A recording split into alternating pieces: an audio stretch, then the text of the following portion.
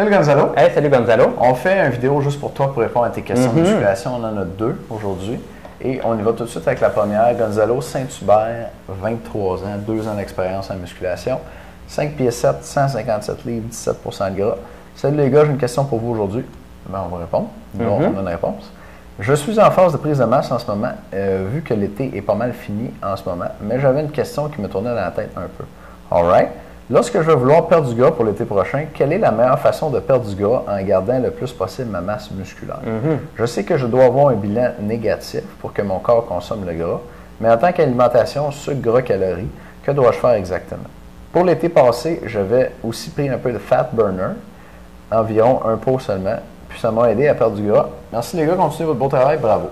Cool.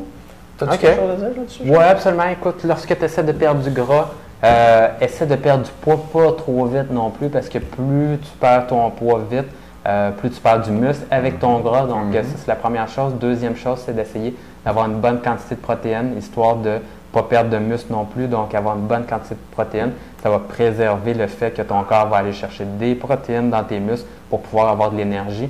Donc, ça, c'est une deuxième chose. Et nos recommandations. Ton poids en livre plus 10, au moins ça. Fait que toi, Gonzalo, tu pèses 157 livres, ça te prend 167 grammes de protéines par jour, au moins. En plein ça.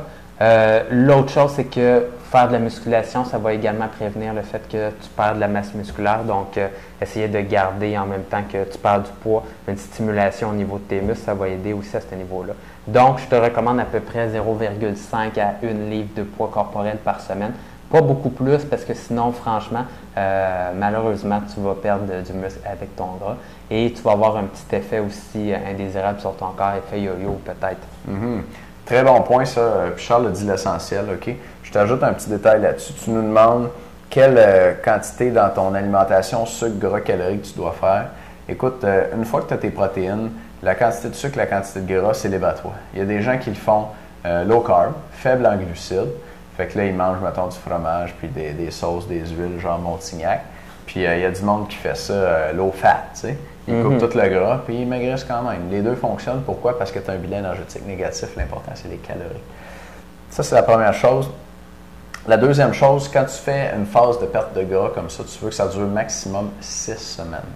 Parce que quand tu te mets à perdre du gras, ton corps se sent menacé. Il a l'impression que c'est une situation de famine. Puis il va ralentir ta thermogénèse, c'est-à-dire ta production de chaleur, pour économiser de l'énergie. Dans le fond, c'est comme si tu manques d'huile chez vous pour ton chauffage, bien, tu baisses un peu le chauffage à l'huile pour moins en utiliser, pour en garder plus longtemps. Ton corps, c'est comme ça. Puis si tu essaies de faire une phase de perte de poids, là, genre 3 mois, là, 12 semaines, bien, à un moment donné, ton chauffage est au minimum, tu ne dépenses plus rien. Puis là, tu as beau pas manger beaucoup, mais tu ne perds pas de poids quand même. Fait que 6 semaines, c'est un gros maximum. Après ça, il faut que tu refasses une phase de prise de poids pour repartir ton chauffage. OK? Puis, dernière affaire, fat burner. Fat burner, c'est correct si tu veux faire une phase de perte de poids. Le fat burner le plus efficace, c'est la caféine. Tu peux t'acheter un fat burner du genre, il y en a un super hydroxycote, là, c'est super populaire. Mais tu peux aussi t'acheter des wake-up à la pharmacie puis en prendre un par jour. Ça va te revenir moins cher, ça va vraiment faire la même chose aussi. Ouais. Si tu as à prendre des wake-up à tous les jours, je te dirais de les prendre pas longtemps avant ton entraînement. Puis si possible, pas trop tard dans ta journée pour ne pas nuire à ton sommeil la nuit. Puis tu peux faire ça 6 semaines dans ta phase de perte de poids. Embarque pas là-dessus toute l'année, par exemple, parce que ton corps s'habitue, puis il se crée une dépendance à ça. Tu sais, les gens qui boivent du café, qui sont plus capables d'arrêter, puis que s'ils n'ont pas un café le matin, ils ont les 2 yeux à l'envers. Tu ne veux pas que ça t'arrive, c'est fat burner. Tu as une deuxième question, on va répondre à ça? Oui, absolument. Bonjour, question à vous. J'aurais besoin de vous pour aider ma petite sœur. Alright, c'est la première fois que ça nous arrive, ça va nous faire plaisir. Elle a 15 ans, elle commence à s'entraîner, ça fait une couple de mois. Elle mesure 5 pieds 4, 170 livres. Alright, 15 ans, 5 pieds 4, 170 livres. Son entraînement, je l'aime pas vraiment, mais j'ai de la misère à lui donner conseil vu que c'est une fille et mon entraînement est complètement différent. Effectivement, les gars, on est mal placés pour aider les filles des fois.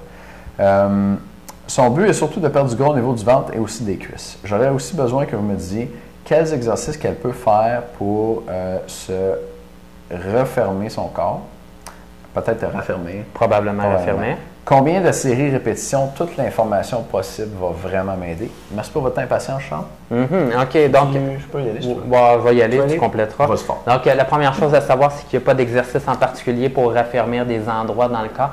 Donc, grosso modo, les exercices vont faire en sorte de tonifier les muscles, mais d'améliorer la force musculaire, le volume musculaire dans les endroits où tu entraînes. Mais par exemple, si je fais des biceps, je vais améliorer mon muscle biceps, mais je ne vais pas avoir un impact sur la couche de gras au-dessus de mes biceps. Ça, c'est un mythe.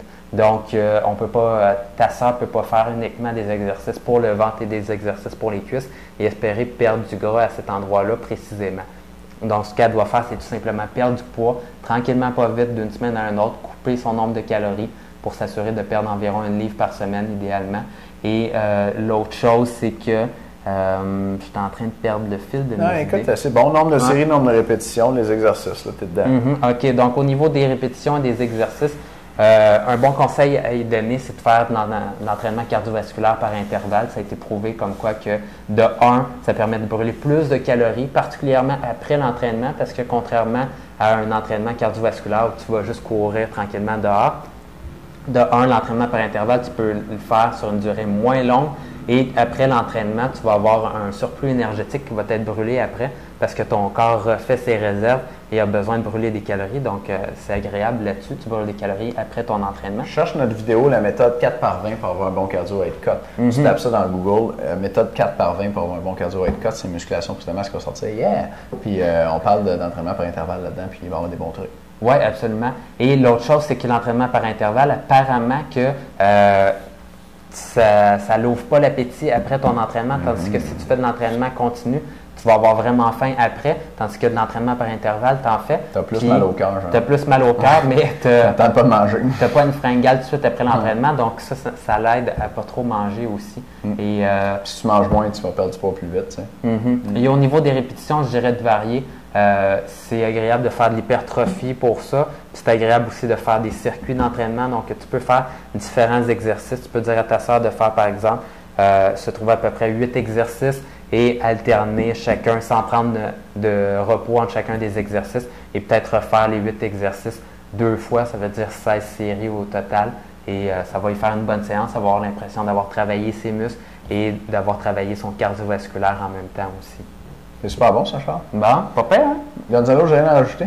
Toi? Moi non plus. Non plus. J'espère qu'on a bien répondu à ta question de musculation. Si tu en as d'autres, je n'inquiète pas pour nous écrire. Merci d'être membre. Yes, on est content de t'avoir comme membre. Je l'ai dit, Charles dit tout aujourd'hui. All right, salut.